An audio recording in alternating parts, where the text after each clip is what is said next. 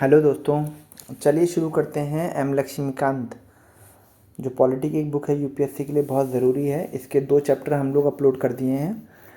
तीसरे चैप्टर की तरफ चलते हैं जो कि चार्टर एक्ट 1833 के बारे में है।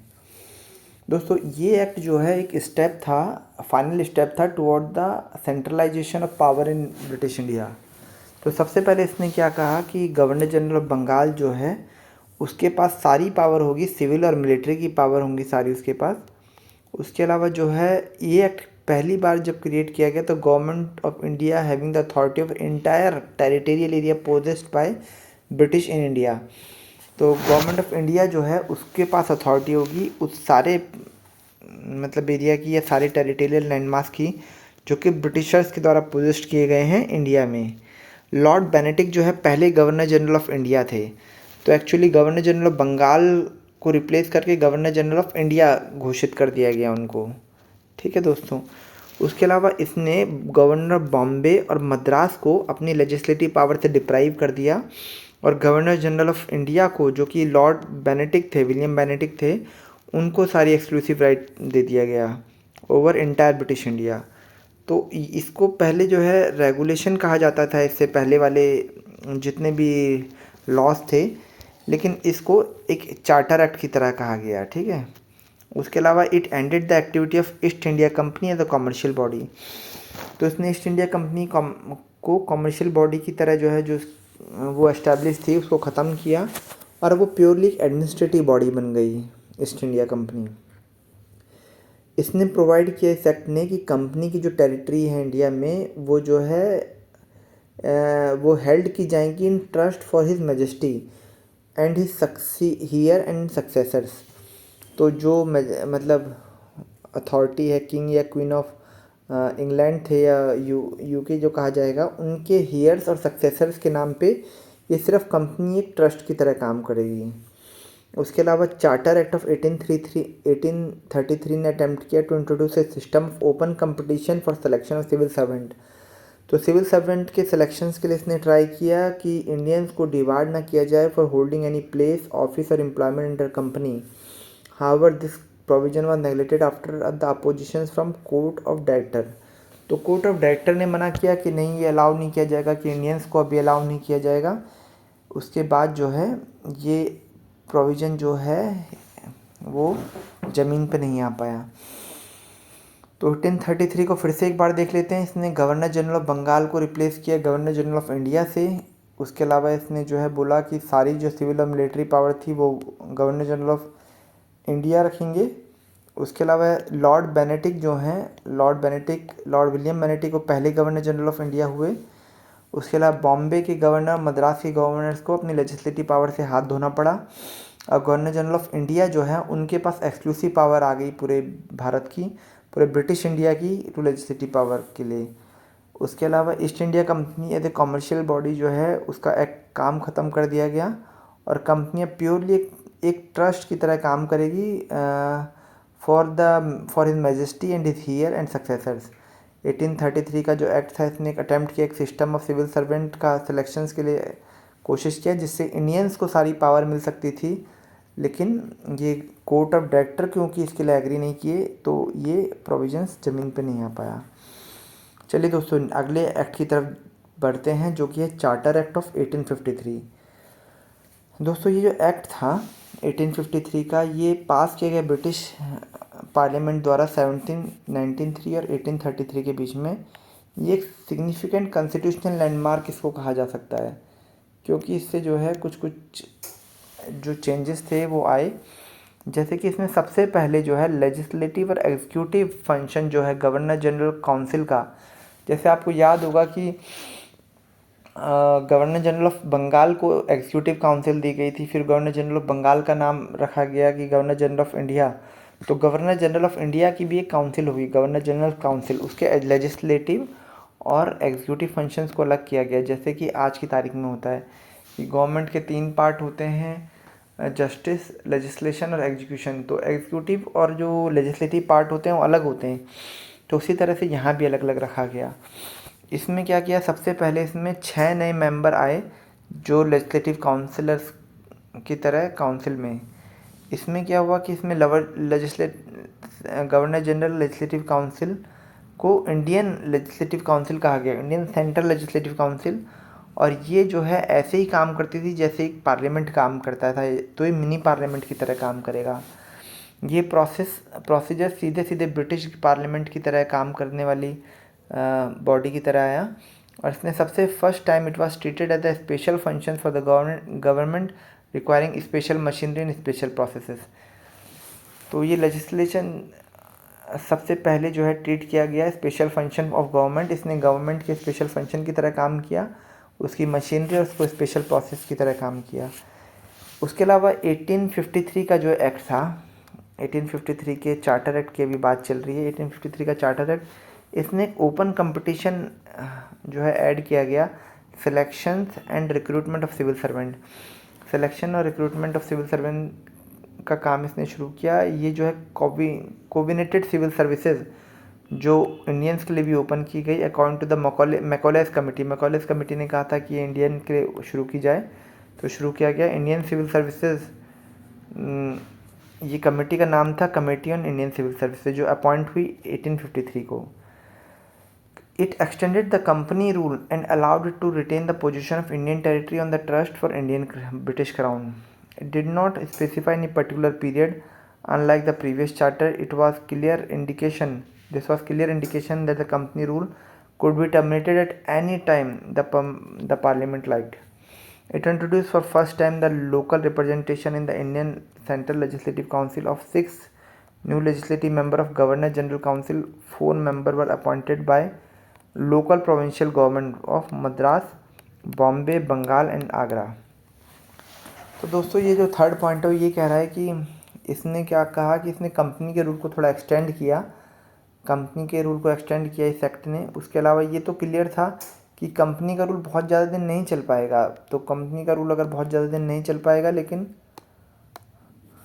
कितने दिन चलेगा उसने कोई पीरियड स्पेसिफाई नहीं किया। It did not specify any particular period, जैसे ही पिछले चार्टर करते थे। तो पर एक मतलब पर्टिकुलरली क्लियर था कि जैसे ही मौका मिलेगा पार्लियामेंट उसको कंपनी के रूल्स को ख़त्म करेगी। उसके अलावा इसने एक काम और किया कि लोकल रिप्रेजेंटेशन को ऐड किया, जैसे कि 6 जो लेजिस्लेटिव काउंसिल मेंबर थे गवर्नर जनरल काउंसिल में, उसमें से 4 जो है लोकल प्रोविंशियल गवर्नमेंट से अपॉइंटेड रहेंगे, मद्रास से, बॉम्बे से, बंगाल से, आगरा से। तो इसको आप याद कर सकते हो MBBA, एस की तरह, एस की जगह ए, MBBA, ठीक है। तो फिर से इसको एक बार रिवाइज कर लेते हैं। इसमें सबसे पहले लेजिस्लेटिव और एग्जीक्यूटिव काउंसिल का अलग अलग किया। उसके अलावा इसने गवर्नर जनरल लेजिस्लेटिव काउंसिल को इंडियन सेंट्रल लेजिस्लेटिव काउंसिल कहा, मिनी पार्लियामेंट की तरह काम करेगा। उसके अलावा इसने ओपन कंपटीशन ऐड किया जिसमें कि इंडियंस भी जो है पार्टिसिपेट कर सकते हैं। उसके अलावा इसने जो है टाइम पीरियड नहीं बताया, लेकिन जब भी ब्रिटिश पार्लियामेंट चाहेगी तब इसका कंपनी का रूल ख़त्म कर देगी। उसके अलावा 6 मेंबर्स में से 4 मेंबर जो है लोकल गवर्नमेंट के थ्रू आएंगे, ये बात हुई।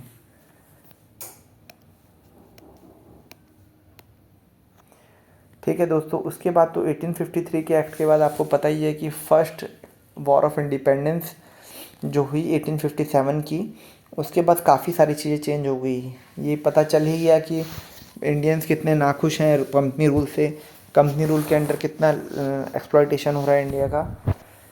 तो in the wake of revolt of 1857, जिसको पहली वॉर ऑफ इंडिपेंडेंस भी कहा जाता है, सिपाही म्यूटनी कहा जाता है, इसमें एक good governance act of good government of India, ये एक्ट आया, the act for good government. दोस्तों कई बार जो है हमको एग्ज़ाम में डायरेक्ट पूछा जा सकता है कि good government of India act किसको कहते हैं। तो गवर्नमेंट ऑफ इंडिया एक्ट 1858 को गुड गवर्नमेंट ऑफ इंडिया कहते हैं। आगे हम पढ़ेंगे रिस्पॉन्सिबल गवर्नमेंट का कॉन्सेप्ट जो है कौन से एक्ट से आया, तो वो आया और 1990 वाले एक्ट से, गवर्नमेंट ऑफ इंडिया एक्ट 1999, 1919। पर 1858 के एक्ट से आया गुड गवर्नमेंट एक्ट, ठीक है। तो it provided that the India henceforth was governed by and in name of her majesty. तो जो भी राजा या रानी रहेंगे उनके नाम से चलेगा इंडिया। और चेंजेस द डेजिग्नेशन, इसने गवर्नर जनरल ऑफ इंडिया का डेजिग्नेशन चेंज करेगा, वायसराय को वायसराय ऑफ इंडिया का डेजिग्नेशन कर दिया। तो लॉर्ड कैनिंग जो थे सबसे पहले वायसराय ऑफ इंडिया थे। इससे पहले गवर्नर जनरल की जो उपाधि थी उसको चेंज करके वायसराय कर दी। उसके अलावा इसने डबल गवर्नमेंट का जो सिस्टम था उसको अबॉलिश किया। Board of control and court of director जो है उसका काम ख़त्म किया। आपको याद होगा बोर्ड ऑफ कंट्रोल जो सिविल और रेवेन्यू मैटर्स को, और ये जो कोर्ट ऑफ डायरेक्टर जो है ये मिलिट्री मेथड्स को देखते थे, तो उसका काम ख़त्म किया। इन दोनों बॉडीज़ को ख़त्म कर दिया गया। उसके अलावा इसने एक और ऑफिस को एस्टेब्लिश किया, secretary of state for India. इसकी जो है कंप्लीट अथॉरिटी की दी गई इसको, और कंट्रोल दिया गया इंडियन एडमिनिस्ट्रेशन का। और सेक्रेटरी ऑफ स्टेट जो थे एक मेंबर थे ब्रिटिश कैबिनेट के, उनको रिस्पॉन्सिबिलिटी दी गई कि ब्रिटिश पार्लियामेंट में ये बताएंगे कि जो है इंडिया में क्या चल रहा है। तो सेक्रेटरी ऑफ स्टेट SOSI जो है वो secretary of state for India जो थे वो ब्रिटिश कैबिनेट के हिस्सा थे। उसके अलावा इसमें 15 मेंबर काउंसिल ऑफ इंडिया को एस्टैब्लिश किया जो कि हेल्प करेगा सेक्रेटरी ऑफ स्टेट के लिए। ये एक एडवाइजरी बॉडी थी और सेक्रेटरी ऑफ स्टेट जो है उसके चेयरमैन थे। ठीक है। It constitute the secretary of state in council as a body corporate capable of being sued in India और इन इंग्लैंड। तो दोस्तों जैसे भी आपको पता है कि जैसे ही कोई बड़ी चीज़ होती है तो कुछ एक इंफ्रास्ट्रक्चर चेंज या फिर जो उसको मूल ढांचागत परिवर्तन कहते हैं वो किए जाते हैं। तो वही जो मूल ढांचागत परिवर्तन है वो किए गए 1857 के रिवोल्ट के बाद। तो आप देख ही सकते हैं यहाँ पे किस तरह से जो है नई नई बॉडीज़ और नए नए मतलब स्ट्रक्चर खड़े किए गए, और पुराने जो स्ट्रक्चर थे जो कि एक एक्सप्लॉयटेशन का प्रतीक थे उनको ख़त्म किया गया। जैसे कि बोर्ड ऑफ कंट्रोल और कोर्ट ऑफ डायरेक्टर को जो है ख़त्म कर दिया गया। गवर्नर जनरल ऑफ इंडिया का ख़त्म करके उसको वायसराय बना दिया गया। उसके अलावा जो है एक secretary of state for India establish किया गया। फिर सेक्रेटरी ऑफ स्टेट को 15 मेंबर काउंसिल भी दी गई। तो इस तरह से जो है secretary of state in council को जो है वो भी बनाया गया, रिस्पॉन्सिबल भी बनाया गया कि उसको उसके ऊपर कोई केस कर सकता है या वो भी किसी और के ऊपर केस कर सकता है, इंडिया में भी और इंडिया के बाहर भी। तो 1858 का जो एक्ट था वो लार्जली कन्फाइन था to improvement of administrative machinery by which the Indian government was to be supervised and controlled in England. It did not alter any substantial way of system of government that prevailed in India. तो सोचा तो गया था कि बहुत कुछ change होगा, लेकिन इसने बहुत ज़्यादा कुछ परिवर्तन नहीं लाए। इसीलिए इसके मतलब उसमें एक अचानक से तो बहुत सारे परिवर्तन नहीं लाए जा सकते थे, इसलिए थोड़े दिन इंतज़ार करके 3 साल इंतज़ार करके जो है 1861 का एक एक्ट आया जिसमें कि जो कुछ चेंजेस बच गए थे वो चेंजेस यहाँ पे लाए। चूँकि अभी तक 1833 का आपने पढ़ाई था कि वो एक फाइनल स्टेज थी, जबकि कोशिश की जा रही थी कि किस तरह से जो है हम लोग एक सेंट्रलाइजेशन ऑफ पावर के बारे में कोशिश करेंगे। लेकिन उसके बाद जैसे ही पता लगा कि वो सेंट्रलाइजेशन ऑफ पावर जो है वो थोड़ा सा ठीक तरीका नहीं है, इसलिए यहाँ पे इंडियन काउंसिल एक्ट ऑफ 1861 जो है इसने कोशिश की कि किस तरह से हम डिसेंट्रलाइजेशन को जो है कैसे इन्हांस करें या कैसे स्ट्रेंथन करें। तो इसको देखते हैं कि British government felt necessity of seeking the cooperation of Indians in the administration of their country. तो यहाँ पे पता चला कि इंडियंस थोड़ा गुस्सा हैं, थोड़ा नाराज़ हैं कि उनको उनका जो मतलब राइटफुल हक है उनको नहीं मिल रहा है, जो राइटफुल जो है उनको प्लेस है वो नहीं मिल रहा है उनको अभी तक जो है लोग बोलना शुरू कर दिया था लोगों ने कि उनका देश बाहर के लोग चला रहे हैं। तो इसलिए उनका कॉपरेशन जो है थोड़ा ज़रूरी हो गया था। In the pursuance of this policy of association जो है इन्होंने एक पॉलिसी ऑफ एसोसिएशन एस्टैब्लिश करी, जहाँ पे उन्होंने 3 एक्ट निकाले, 1861 का एक्ट, 1892 का एक्ट और 1909 का एक्ट। अब यहीं आप देखेंगे कि थोड़ा मॉडर्न जो डेमोक्रेसी की थोड़ी सी बात है वो धीरे धीरे आएगी, और किस तरह से जो है इन्होंने थोड़ा डिसेंट्रलाइजेशन के साथ साथ एसोसिएशन का भी काम किया। तो जो इंडियन काउंसिल एक्ट था 1861 का वो एक इम्पोर्टेंट लैंडमार्क है कॉन्स्टिट्यूशनल और पॉलिटिकल हिस्ट्री के नज़रिए से। It was beginning of the representative institutions by associating Indians with the law making process. तो मतलब लॉ मेकिंग प्रोसेस में इंडियंस को ऐड किया गया इसमें। It thus provided that the viceroy should nominate some Indians as a non official member. अभी भी देखिए नॉन ऑफिशियल मेंबर ही इंडियंस को बनाया जाएगा to expand the council. In 1862 Lord Canning, जो सबसे पहले वायसराय हैं, अभी हम लोगों ने डिस्कस किया था कि लॉर्ड कैनिंग थे, आखिरी गवर्नर जनरल भी कैनिंग थे। तो उन्होंने 3 मेंबर्स को जो है ये एग्जीक्यूटिव काउंसिल जो थी viceroy nominated some Indian non official member की तरह उन्होंने जो है कुछ लोगों को लेजिस्लेटिव काउंसिल में वो किया गया। सॉरी दोस्तों, मैंने एग्जीक्यूटिव काउंसिल बोल दिया था। तो लेजिस्लेटिव काउंसिल में 3 लोगों को बोला गया, तो राजा ऑफ बनारस, महाराजा ऑफ पटियाला और सर दिनकर राव। तो बनारस, पटियाला और दिनकर राव साहब को जोड़ा गया लेजिस्लेटिव काउंसिल में, 3 मेंबर्स को as a non official member.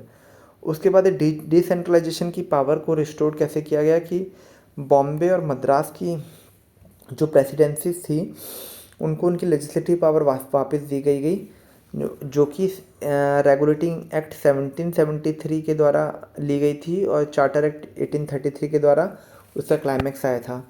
लेकिन उनकी वापस पावर दे दी गई इंडियन काउंसिल एक्ट 1861 के द्वारा। उसके अलावा इसने कुछ नए प्रोविंसेस को जो है वहाँ पे नई लेजिस्लेटिव काउंसिल एस्टैब्लिश की, जैसे कि Bengal, north west provinces, Punjab. तो आप जानते हैं कि ये सब जो है काफ़ी अनस्टेबल एरियाज थे जहाँ पे कि लोग रेगुलेशंस, राइट्स और जो है काफ़ी एक्सप्लॉयटेशंस से परेशान थे। और यहाँ पे बीच बीच में कुछ कुछ आप जानेंगे बाद में कि एक सोर्स ऑफ रिवोल्ट और सोर्स ऑफ जो है जितने भी क्रांतिकारी आंदोलन हुए उन सब का जो है जनक रहा बंगाल, नॉर्थ वेस्टर्न प्रोविंसेस या फिर पंजाब। तो 1862 में बंगाल में, 1886 में नॉर्थ वेस्ट प्रोविंसेस में और पंजाब में 1897 में लेजिस्लेटिव काउंसिल एस्टैब्लिश कर दी गई। उसके अलावा इसने वॉयसराय को एम्पावर किया कि वो रूल और ऑर्डर बना सके, कि वो ज़्यादा कन्वीनियंट ट्रांजेक्शन कर सके बिजनेस का in councils. It also give the recognition of portfolio system. जैसे आज हम जानते हैं ना कि मिलिट्री, डिफेंस मिनिस्ट्री है, ये कॉर्पोरेट मिनिस्ट्री है या फिर फाइनेंस मिनिस्ट्री है, तो एक पोर्टफोलियो है। तो पोर्टफोलियो का जो है जो कॉन्सेप्ट आया वो यहाँ से आया इंडिया में कि 1861 के इंडियन काउंसिल एक्ट से, कि भाई वॉयसराय रूल और ऑर्डर बना सकता है और एक पोर्टफोलियो सिस्टम को क्या इंट्रोड्यूस कर सकता है। और जो ये रूल और ऑर्डर बनाने की जो पावर है वो थोड़ा सा आप इसको ऐसे समझ सकते हैं कि जैसे ऑर्डिनेंस जो है जो आज भी गवर्नर देता है उस सब से समझ सकते हैं आप। तो the member of viceroy council was the made in charge of one और the more department of government and was authorized to issue the final order on the behalf of council and on the matter of his department। तो ये जो बात हुई थी कि भाई आपके पोर्टफोलियो सिस्टम बनाया जाएगा, तो उसमें गवर्नमेंट के डिपार्टमेंट की पूरी रिस्पॉन्सिबिलिटी उनको दी जाएगी। उसके अलावा ये जो बात अभी हमने डिस्कस की थी कि वायसराय जो है ऑर्डिनेंस इशू कर सकता है without any concurrence of legislative council during the emergency. जब इमरजेंसी होगी तो वायसराय को अपनी लेजिस्लेटिव काउंसिल से बात करने की ज़रूरत नहीं है, वो सीधे कोई ऑर्डिनेंस इशू कर सकता है। उसके अलावा इन ऑर्डिनेंस की लाइफ जो है 6 मंथ होगी, जो कि आज भी हम देखते हैं कि पहले उससे थोड़ा लगभग उतनी ही रहती है। तो इंडियन काउंसिल एक्ट 1861 ने 2-3 काम किए। एक तो सबसे पहले रिप्रेजेंटेटिव इंस्टीट्यूशंस में इंडियंस की इन्वॉल्वमेंट करी, जैसे कि लेजिस्लेटिव काउंसिल में नॉन ऑफिशियल मेंबर की तरह 3 लोगों को मतलब इसका हिस्सा बनाया, नॉमिनेट किया। उसके अलावा बॉम्बे और मद्रास को पावर दी गई, अपनी लेजिस्लेटिव पावर जो थी उनकी रीइंस्टेट करी। कुछ एरियाज में लेजिस्लेटिव काउंसिल्स बनी नए एरिया में, पंजाब, बंगाल और नॉर्थ वेस्ट प्रोविंसेस। उसके अलावा वायसराय को रूल और ऑर्डर देने की पावर को एम्पावर किया गया। उसके अलावा पोर्टफोलियो सिस्टम इंट्रोड्यूस किया गया और वायसराय को ऑर्डिनेंस देने की पावर भी दी गई। इंडियन काउंसिल एक्ट जो 1892 था, it increase the number of additional non official member. अभी आप देखेंगे कि काफ़ी दिनों तक ये नॉन ऑफिशियल मेंबर की तरह इंडियंस को इंक्रीज़ करेंगे। 1909 के एक्ट में भी यही काम करेंगे कि इन्होंने लेजिस्लेटिव काउंसिल्स का साइज बढ़ा देंगे और इसमें दोनों जगह पे जो है नॉन ऑफिशियल मेंबर की तरह इंडियंस की पावर को बढ़ाएंगे, ठीक है। लेकिन ऑफिशियल मेजोरिटी तो रिटेन होगी, लेकिन जो है नॉन ऑफिशियल मेंबर्स की तरह वो इंडियंस के जो पार्टिसिपेशन है उसको इंक्रीज़ करेंगे। तो तो 1892 के एक्ट में क्या हुआ कि increase the number of additional non official member in central और प्रोविंशियल लेजिस्लेटिव काउंसिल। तो दोनों जगह नॉन ऑफिशियल मेंबर इंक्रीज किए गए, लेकिन ऑफिशियल मेजोरिटी रिटेन की गई। यहाँ भी और यहाँ भी सेम काम किया जाएगा। It increase the function of legislative council and gave them the power of discussing the budget. Budget को जो डिस्कस करने की पावर थी वो 1892 के इंडियन काउंसिल एक्ट से आई थी। ये सीधे सीधे कभी क्वेश्चन पूछा जा सकता है। Addressing the question to the executive, तो एग्जीक्यूटिव से सवाल भी पूछे जा सकते थे इस दौरान। It provide for nomination of some non official member of the central legislative council by viceroy on the recommendation of provincial legislative council and the Bengal Chamber of Commerce, that of the Provincial Legislative Council by Governor on the recommendation of District Board, Municipality, University, Trade Association, zamindari and chambers. तो इन सब लोगों के द्वारा कुछ लोग जो है non official member centre में इस तरह से किए जा सकते थे कि वायसराय रिकमेंड करेगा प्रोविंशियल लेजिस्लेटिव काउंसिल्स के मेंबर को सेंट्रल लेजिस्लेटिव काउंसिल में, और जो है बंगाल चैम्बर ऑफ कॉमर्स से भी जो है वो रिकमेंडेशन आएगी। लेकिन प्रोविंशियल लेजिस्लेटिव काउंसिल में गवर्नर जो है रिकमेंड करेगा डिस्ट्रिक्ट बोर्ड से, म्यूनसिपैलिटी से, यूनिवर्सिटी से, ट्रेड एसोसिएशन से, ज़मींदारी से और चैम्बर से। तो ये एक्ट जो था एक लिमिटेड और इनडायरेक्ट प्रोविजंस का इसने यूज़ किया इलेक्शंस का। सबसे पहले अगर इलेक्शंस के बारे में बात की जाएगी तो इंडियन काउंसिल एक्ट ऑफ 1892 ये जो है इलेक्शंस की बात डायरेक्टली तो नहीं करता, लेकिन थोड़ा इनडायरेक्टली करता है। For filling up some non official seat both in the centre and provincial legislative council. तो वर्ड इलेक्शन जो है नहीं यूज़ किया गया एक्ट में, पर process for the describe by the nomination का जो प्रोसेस था वो जो है इसका कहीं ना कहीं इसका कॉन्टेक्स्ट लेके आएगा। चलिए दोस्तों, अब जो है आगे बढ़ते हैं, इंडियन काउंसिल एक्ट 1909 की तरफ बढ़ते हैं। इसको मॉर्ले मिंटो रिफॉर्म भी कहा जाता है। लॉर्ड मॉर्ले उस समय secretary of state for India थे और लॉर्ड मिंटो जो थे वो वायसराय ऑफ इंडिया थे। इसने वो सेम काम किया कि इसने लेजिस्लेटिव काउंसिल्स में जो है साइज उसका इंक्रीज़ किया गया। इसने number of members in the central legislative council को इंक्रीज़ किया 16 से लेके 60 तक, और number of member in provincial legislative council भी यूनिफॉर्म नहीं थे, अलग अलग जगह अलग अलग थे। तो ऑफिशियल मेजोरिटी तो जो है उसने मेंटेन करी, लेकिन जो नॉन ऑफिशियल मेजोरिटी थी वो जो है बढ़ाई गई। ठीक है। It engage deliberately functions of legislative council at both level. इसने जो है दोनों ही लेवल पे जो लेजिस्लेटिव काउंसिल के जो फंक्शंस थे उसको वो किया गया, क्या डेलिब्रेट किया गया, डेलिबरेटली इनलार्ज किया गया उनके फंक्शंस को। For example the member were the allowed to ask supplementary questions and move resolutions on budget and so on. तो थोड़ी पावर जैसी फील कराई गई इंडियंस को कि भाई आपके पास थोड़ी पावर है कि आप देखिए, आप सप्लीमेंट्री क्वेश्चन पूछिए। ये क्वेश्चन पूछने वाली बात पिछले ही एक्ट से जबकि आ गई थी 1892 से, तो इसमें कहा गया कि भैया आप और क्वेश्चन पूछिए।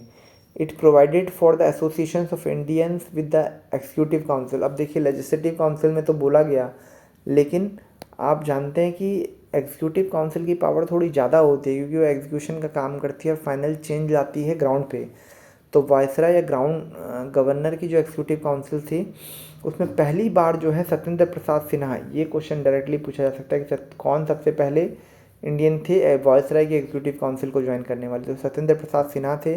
ही was appointed as the law member viceroy की एग्जीक्यूटिव काउंसिल्स में। उसके अलावा जो है इसने जो है कम्युनल रिप्रेजेंटेशन को ऐड किया गया कि मुस्लिम्स के लिए ऐड किया गया, और सेपरेट इलेक्टोरेट का कॉन्सेप्ट लेके आए जिसमें कि Muslim member were to be elected only by the Muslim voter, कि मुस्लिम वोटर ही सिर्फ मुस्लिम मेंबर को इलेक्ट कर सकते हैं।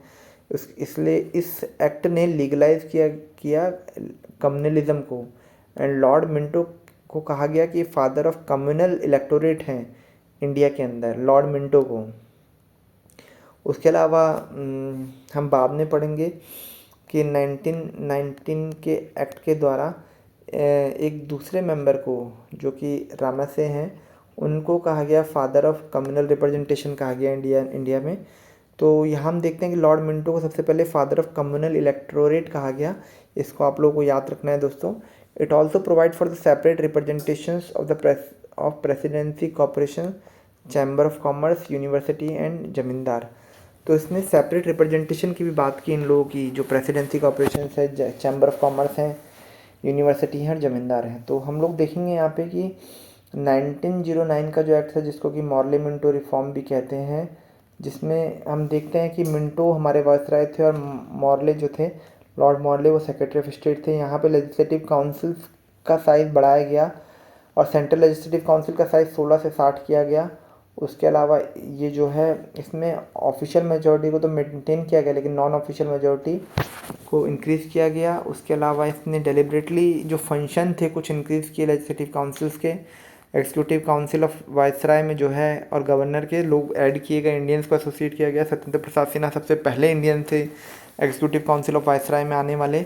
कम्युनल रिप्रेजेंटेशन दिया गया मुस्लिम को। उसके अलावा जो है यहाँ पे एक सेपरेट रिप्रेजेंटेशन भी दिया गया presidency, corporation, chamber of commerce, university और ज़मींदार्स को।